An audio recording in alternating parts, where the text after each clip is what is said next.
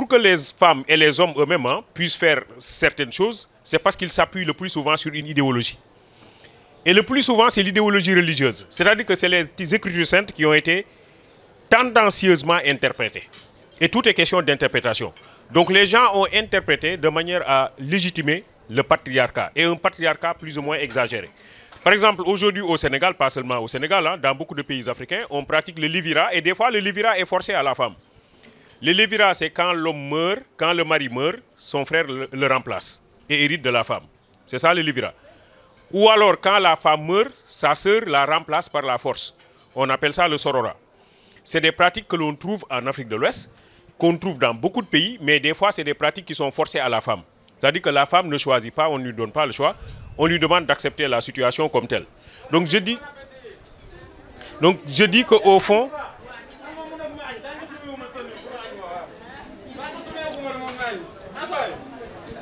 voilà.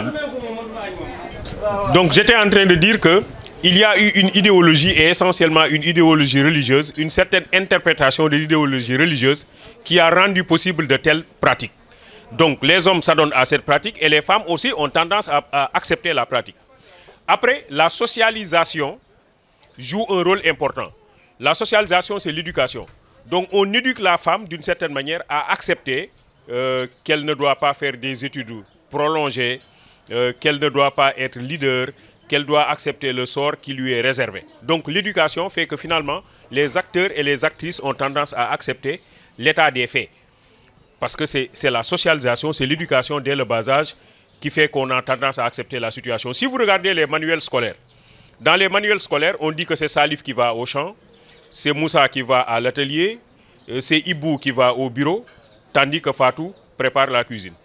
Tandis que Nafi s'occupe des enfants. Donc, dès le bas âge, on prépare la fille à s'occuper des travaux domestiques, à ne revendiquer aucun droit et à accepter qu'elle doit être soumise, ou à la limite même qu'elle doit être niée. Son existence, dans une certaine mesure, c'est une existence niée.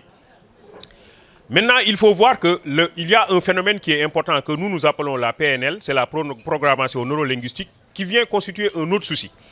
La programmation neurolinguistique, c'est le langage de tous les jours. Par exemple, vous avez un enfant et vous lui répétez tous les jours que vous serez un voyou. Cet enfant-là va être un voyou. Vous dites à votre enfant tous les jours que vous serez un président de la République, il sera président de la République. C'est ça que l'on appelle la programmation neurolinguistique. On programme le psychisme de l'individu et on l'oriente vers une direction bien donnée. Or, quand vous regardez bien dans notre société, nous programmons la femme à accepter qu'elle ne signifie rien. On lui dit que vous n'êtes pas raisonnable, vous ne pouvez pas être intelligente. Parce que tel que vos seins sont pointés vers le bas, votre raison aussi est pointée vers le bas. Je ne sais pas si vous avez entendu parler de cette formule. D'un ensemble de formules qui montrent que finalement, la femme, elle ne peut pas faire acte grandiose, sinon accepter simplement de se soumettre. Lorsque on la prépare pour rejoindre sa demeure conjugale, on lui dit que tu ne dois pas être comme un bonnet. Donc tu ne dois pas être le leader, mais tu dois être comme des chaussures. C'est ça que l'on appelle la programmation neurolinguistique. On programme la personne à accepter la soumission et à accepter à la limite la négation. Maintenant, comment faire pour rompre avec ces pratiques-là? À mon avis, il faut pratiquer par déconstruction. J'ai dit tout à l'heure que ce qui rend compliqué ces pratiques, c'est qu'on l'adosse à des considérations religieuses. Or, ces considérations religieuses font l'objet d'interprétations. Ce sont les interprétations des fois qui sont des interprétations tendancieuses. Donc, il faut une interprétation qui soit beaucoup plus juste, qui soit beaucoup plus équitable et qui donne à chaque partie ses privilèges à l'intérieur de la communauté. Dernière chose que je voudrais dire, c'est qu'il y a un penseur, c'est un psychosociologue américain du nom de Elton Mayo, qui a fait des études dans une usine de production d'énergie électrique. Elton Mayo est venu dans une usine qui fait de l'électricité, comme la Sénélec, et il a demandé au directeur de l'entreprise de lui confier les 5 travailleurs les plus paresseux de l'entreprise pour qu'il fasse une expérience avec ces travailleurs pendant 1 an. Le directeur lui confie 5 travailleurs et lui dit que tu peux les garder plus d'1 an parce que ces travailleurs n'ont aucune utilité. Alors, il se trouve que ces 5 qu'on lui a confiés sont toutes des dames.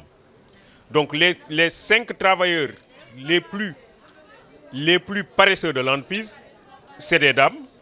Il les prend, il les met dans un grand bureau et il leur dit désormais c'est moi votre chef. vous êtes les travailleuses les plus paresseuses, c'est moi votre chef, mais je vous donne la possibilité de venir au travail quand vous le sentez. Je vous donne la possibilité de rester chez vous si vous ne sentez pas le désir de venir travailler. Et que vous veniez ou non, vous aurez votre salaire intégralement. Je vous laisse organiser le travail en fonction de vos possibilités. Chacune de vous fera ce qu'elle sait mieux faire en fonction de ses compétences. Quand il a fini son discours, ces 5 femmes ont pris leur sac et sont rentrées chez elles. Pendant tout le premier mois, aucune de ces femmes n'est venue au travail. À la fin du mois, on leur a donné le salaire intégralement. Deuxième mois, aucune de ces femmes n'est venue au travail. À la fin du mois, elles ont eu leur salaire. Troisième mois, elles ne sont pas venues et elles ont eu aussi leur salaire. À partir du 4e mois, elles se sentent fatiguées de rester chez elles. Elles commencent à venir au travail. Mais quand elles viennent, elles ne travaillent pas. Elles bavardent, elles parlent de leur mari, elles parlent des enfants, elles parlent du théâtre. Et quand elles sont fatiguées de bavarder, elles prennent leur sac, elles rentrent. À partir du 5e mois, elles commencent à devenir des amis. Parce que le fait de venir et de parler de vie privée, de parler de mari, de parler d'enfants, a créé par installer une intimité entre elles. Elles sont devenues des amies. Ce qui fait qu'elles étaient les premières à venir à l'entreprise et les dernières à rentrer. Une entreprise qui emploie plus de 2000 personnes, comme la Sénélec. Donc elles étaient les premières à rentrer et les premières à venir et les dernières à rentrer, mais elles ne travaillent pas. À partir du 6e mois, elles ont dit, mais puisque nous sommes les premières à venir et les dernières à rentrer, désormais nous allons nous organiser. Toi, X, tu t'occupes des clients qui viennent de s'abonner, et quand tu as des difficultés, nous 4, nous te venons en appoint. Toi, Y, tu t'occupes des clients en conflit, et si tu as des difficultés, nous 4, nous te venons en appui. Donc elles se sont organisées comme ça, et à la fin de l'année, ce bureau a fait les meilleurs résultats de toute l'entreprise réunie.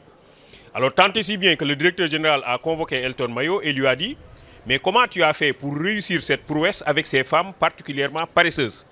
Elles ont eu les meilleurs résultats, comment tu as fait? Alors, Elton Mayo a répondu, c'est très simple, je les ai libérées et je les ai responsabilisées. Et il aboutit à la conclusion que lorsqu'une femme vous la libérez et que vous la responsabilisez, vous obtenez de bons résultats. Donc ça signifie évidemment que toutes les constructions qui étaient développées avant, qui consistaient à dire que la femme est incapable, que la femme ne peut pas voter, que la femme est déraisonnable, cette expérience de Elton Mayo a montré que lorsqu'une femme, on la libère, lorsqu'on la responsabilise, elle peut réaliser des prouesses, elle peut réaliser des choses importantes. Maintenant, tout se pose maintenant en termes de leadership. Est-ce que la femme peut être leader? Si on constate nos communautés, on se rend compte que c'est difficile de voir une femme présidente. Je crois qu'au Sénégal, on n'en a jamais eu. On n'a jamais eu une femme présidente de l'Assemblée nationale. Donc, au fond, c'est un peu difficile. On a l'impression qu'on a des difficultés pour accéder au leadership. Les travaux qui ont été faits par Francis Galton ont permis de montrer que le leader aussi, ça se prépare au niveau de la famille. Or, nous avons tendance à avoir des familles qui cassent le leadership féminin. C'est-à-dire que dès le bas âge, on interdit à la femme de prendre certaines initiatives. Et du coup, la femme est dans une certaine mesure isolée. Et plus tard, elle grandit, c'est vrai, mais il va être difficile de prendre en charge certaines initiatives, de mener certaines initiatives, parce que dès le bas âge, on lui a fait comprendre qu'une bonne femme est quelqu'un qui doit rester tranquille, qui ne doit pas prendre d'initiative, qui ne doit pas prendre de responsabilité, qui doit s'occuper de son mari, qui doit s'occuper des travaux domestiques, etc. Donc, en fait, la famille aussi, des fois, constitue un souci, parce que la famille peut être un espace leadership pour la femme, dans la mesure où elle ne permet pas à la femme de se libérer, de rendre réelles les capacités et les aptitudes de leader dont elle dispose. Alors, aujourd'hui, on parle de leadership situationnel, c'est-à-dire que dans certaines situations critiques, des leaders se manifestent. Il y a des situations difficiles. Tout le monde traverse des situations difficiles, mais il y a quelqu'un qui garde la tête sur les épaules et qui propose des alternatives. Cette personne-là devient tout de suite le leader. C'est ce que l'on appelle le leader situationnel. C'est la situation qui a fait de cette personne-là un leader. Le seul souci, c'est que les femmes ont reçu un type d'éducation qui ne leur permet pas toujours d'être des leaders situationnels. Et l'une des preuves, c'est ce qui s'est passé au lycée Lamine Gueye avec Guinée Maïmouna. On a vu que les élèves qui étaient le plus abattus par ce phénomène-là, c'était les filles. En réalité, l'éducation reçue fait de la fille une personne qui est plus exposée à l'hystérie.